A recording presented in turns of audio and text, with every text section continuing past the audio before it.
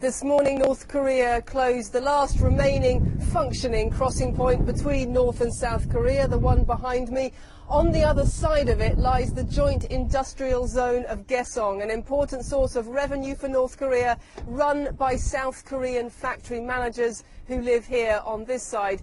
It had been operating normally despite all the rhetoric, but this morning North Korea closed its side of the border, said that South Koreans could not cross over into that industrial zone, although it said it would let South Koreans already in the zone return to the south. Now, about 800 South Koreans are believed to be in that complex, and so far only a handful of them have actually come back to South Korea, although about 400 were due to do so today. And the reason they're staying put, we're told, is that they're worried that if they come out, they won't be allowed to go back in again.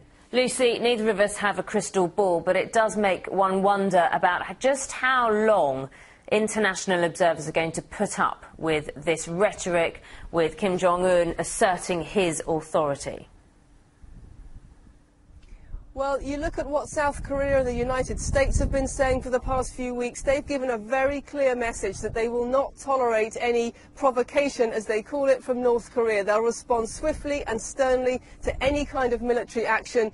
But North Korea has a history of carefully calibrating its actions to fall short of the kind of conflict most people believe it ultimately wants to avoid. And doing things like starting its nuclear facilities or closing the border here seems to fall short of triggering some kind of wider conflict. And so you're right, it's difficult to say exactly how long this will go on for, or indeed what Pyongyang is trying to do. But one thing is certain: these kinds of minor incidents, minor provocations in the past have been quite useful in forcing a change of tone in Seoul, in extracting concessions from the international community. So it may be that Pyongyang is trying to do the same thing again.